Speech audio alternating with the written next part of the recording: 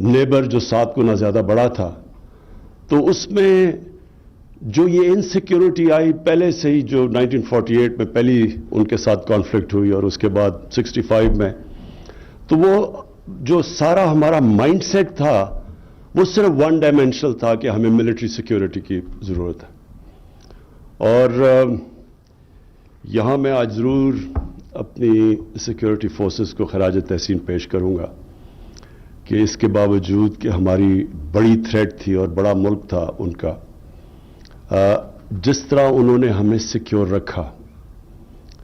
اور یہ جو ابھی ریسنٹلی بھی یہ جو وار آن ٹیرر ہوئی، اس کے اندر جو قربانیاں ہماری فورسز کی تھیں اور جس طرح انہوں نے پاکستان کو سیکیور کیا، آپ کو صرف مسلمان دنیا میں دیکھنا چاہیے کہ کس طرح کی آج بھی کس طرح کے ان کی تباہی ہوئی، جو وہ سیکیور نہیں کر سکی ان کی سیکیورٹی فورسز اپنے ملکوں کو. اور آپ اوپر سے شروع، لیبیا سے شروع، صومالیہ، سیریا، افغانستان، بوسنیا سے شروع ہوا تھا 90s میں. تو ہم آج بڑے خوش قسمت ہیں کہ ہمارے پاس ڈسپلنڈ اور ویل ٹرینڈ سیکیورٹی فورسز تھی جنہوں نے ہمیں سیکیور رکھا. لیکن آج معید آپ نے جو محنت کی، ساری قوم کا کنسنسس بنا کے ایک قوم کا آپ نے قبلہ درست کیا، ڈائریکشن دی ہے کہ سیکیورٹی کی بڑی ڈائمینشنز ہیں. اور اگر صرف ون ڈائمینشنل ہو تو ہمارے سامنے سوویت یونین کا ایک مثال ہے کہ دنیا کی سب سے تکڑی فورسز بھی ایک سوویت یونین کو اکٹھا نہ رکھ سکی. تو یہ جو آپ نے ایک آل انکمپسنگ ملٹی ڈائمینشنل جو سیکیورٹی پالیسی دی ہے، یہ میں اب ہماری ساری کوشش ہے کہ جو ہماری ساری گورنمنٹ ہے، پبلک ہے، وہ سب ایک ڈائریکشن میں جائے. اکانومی، اگر آپ کی اکانومی صحیح نہیں ہے تو آپ اپنے آپ کو سیکیور دیر تک کر ہی نہیں سکتے. اگر آپ کی اکانومی کی یہ حالات ہیں کہ ہر تھوڑی دیر کے بعد آپ کو IMF کے پاس جانا پڑتا ہے، تو اس کا مطلب آپ کی سیکیورٹی متاثر ہوگی. اور اس کی وجہ کیا ہے کہ کبھی بھی ایک کوآرڈینیٹڈ نیشنل سیکیورٹی کا ہمارا کانسیپٹ نہیں آیا. اور اکانومی کے اندر بھی کبھی بھی یہ سمجھ نہیں آئی کہ ہم نے اپنے آپ کو اکنامکلی سیکیور کرنا کیسے. گروتھ ریٹ ہماری اوپر جاتی تھی، کرنٹ اکاؤنٹ ڈیفیسٹ ہو جاتا تھا. کرنٹ اکاؤنٹ ڈیفیسٹ ہوتا تھا، روپے پہ پریشر پڑ جاتا تھا. روپے جب نیچے جاتا تھا IMF کے پاس جانا پڑ جاتا تھا. اور جب بھی آپ IMF کے پاس جاتے ہیں، IMF کے پاس اس لیے جاتے ہیں کہ آپ مجبور ہیں to go to the bank for the last resort. جو آخر میں آپ کی مدد کرنے والا ہے وہ IMF رہ جاتا ہے، جو سب سے سستے قرضے دیتا ہے آپ کو. تو آپ کی مجبوری ہو جاتی ہے، لیکن ان کی آپ کو شرائط ماننی پڑتی ہے.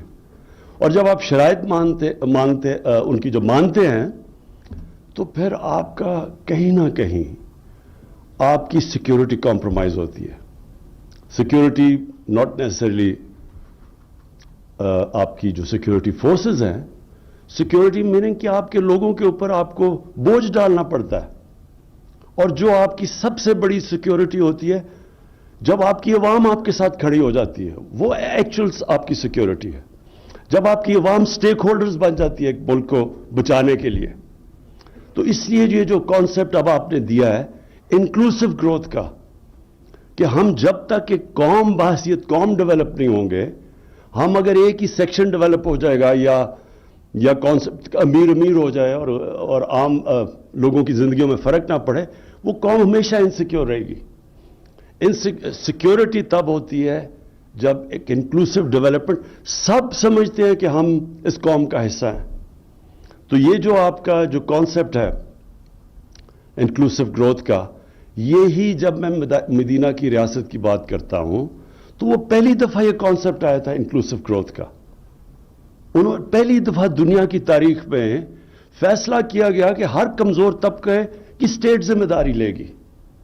جو کانسیپٹ ویلفیئر اسٹیٹ کا آج ہے، جو میں سمجھتا ہوں کہ اسکینڈینیوین ملکوں میں، دنیا میں اگر وہ اسلامک کانسیپٹ ہے ویلفیئر کا، وہ سب سے زیادہ جو میں نے دنیا دیکھی ہے اسکینڈینیویا میں ہے. ہر طرح ایک ریاست اپنے کمزور طبقے کی ذمہ داری لیتی ہے. وہ پھر اسٹیک ہولڈر بن جاتا ہے اس ریاست کو بچانے کے لیے. وہ اصل فورس بن جاتا ہے. ہر شہری پھر اس ریاست کو بچانے کی کوشش کرتا ہے.